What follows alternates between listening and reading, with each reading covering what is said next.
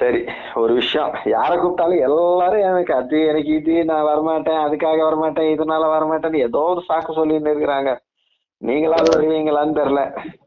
எங்க திருவள்ளூர் வரைக்கும் போனோம். யாருக்கு மாமா போக சொன்னாரு. அங்க ஒரு ஃபங்க்ஷன் ஜி.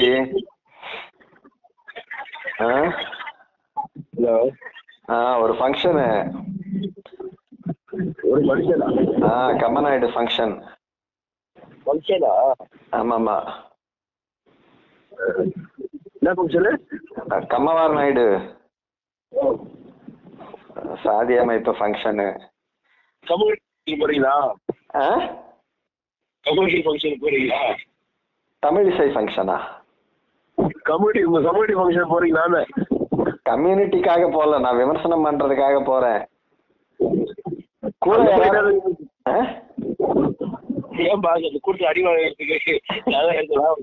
இல்ல, விமர்சனம் நான் வந்து என்னோட லைவ்ல மட்டும் தானே பண்ணுவேன். அந்த இடத்துல நம்ம சைலண்டா கமுக்கமா இருப்போம். கூட வர்ற ஆள் கூட நான் வந்து விமர்சனம் பண்ணிக்கிட்டே இருப்பேன். அது வந்து லைவ்ல பதிவாகும், அவ்வளவுதான். மற்றபடி அது பதிவு செய்யணுங்கிறது தான் என்னோட நோக்கமே தவிர மற்றபடி எனக்கு அது அந்த ஃபங்க்ஷனை பத்தி துளி கூட அக்கறை இல்லை. நீங்க வந்தீங்கன்னா கொஞ்சம் நல்லா இருக்கும்.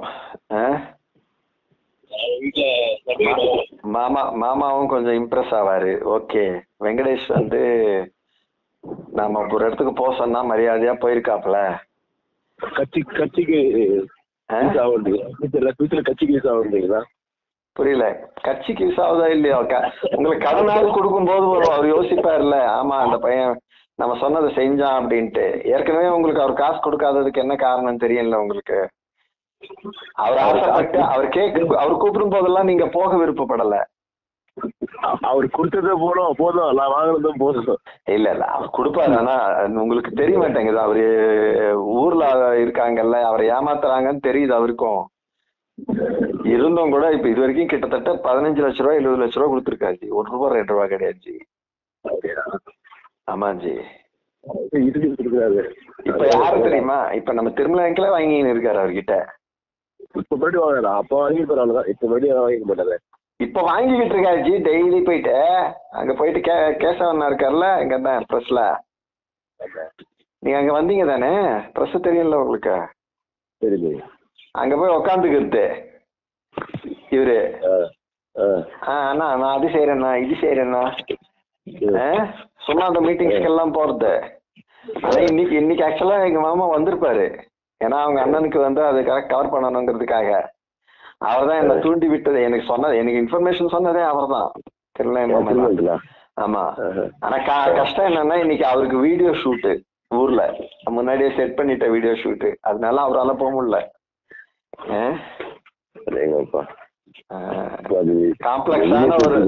காம்ப்ளெக்ஸான ஒரு சைக்காலஜில இயங்குது இது. நீங்க வந்தீங்கன்னா எனக்கு வந்து அவங்களை கலாய்க்கிறது வந்து ஈஸியா இருக்கும். நீங்க புக் எடுத்துட்டு வாங்க, நீங்க புக்கே படிங்க. கம்பெனியா இருங்க வாங்க ஜி.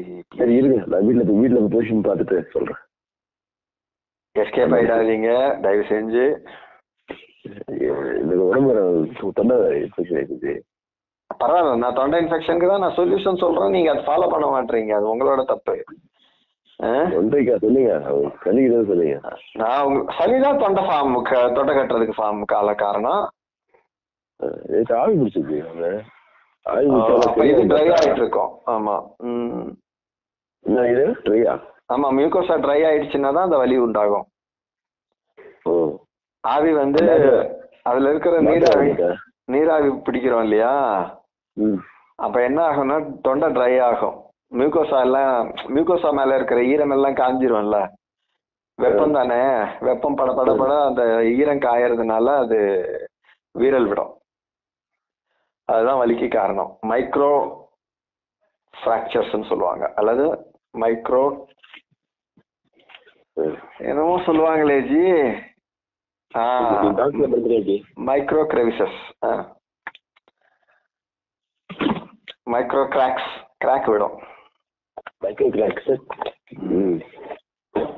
ஏதோ சொல்லுவாங்க, அது என்னன்னு எந்த வார்த்தை கரெக்டுன்னு எனக்கு தெரியல, ஏதோ ஒன்று சொல்லுவானுங்க. ஓகே ஓகே, அது டேமேஜ், மைக்ரோ லெவலில் டேமேஜ் ஆகும். ஆமா, வெளியில தெரியாது, அது பாத்தீங்கன்னாலும் தெரியாது நீங்க, ஆனா மைக்ரோ லெவல்ல டேமேஜஸ் இருக்கும். அதுதான் அது காரணம். நீங்க ஒழுங்கா N95 மாஸ்க் போடுங்க. துபாக்கு ஒரு மாஸ்க், அதை போடாதீங்கன்னு எவ்வளவு வாட்டி சொல்றேன், கேட்க மாட்டீங்க நீங்க.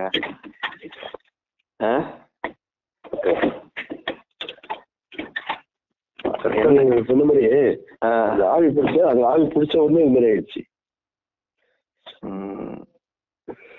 ஆனா இது கிளியர் ஆயிடுச்சா? சரியா? அடைப்பா? ஆமா, அது பரவாயில்ல, அது பரவாயில்ல, அது பரவாயில்ல. எந்த பிரச்சனை வருது? ஆமா.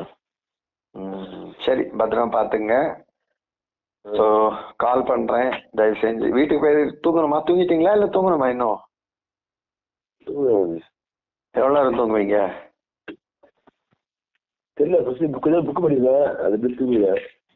அப்ப மத்தியானத்துக்கு மேல தான் தூங்குவீங்க. படிச்சேன். ஓகே, சரி பாருங்க, ஏதோ நான் சொல்லின்னு இருக்கேன். நீங்க வந்தீங்கன்னா ஃபியூச்சருக்கும் நல்லது, இப்ப எனக்கு பெனிஃபிட், ஃபியூச்சர்ல உங்களுக்கு பெனிஃபிட். இதுக்கு மேல நான் எதுவும் சொல்ல விருப்பப்படல. பாய்.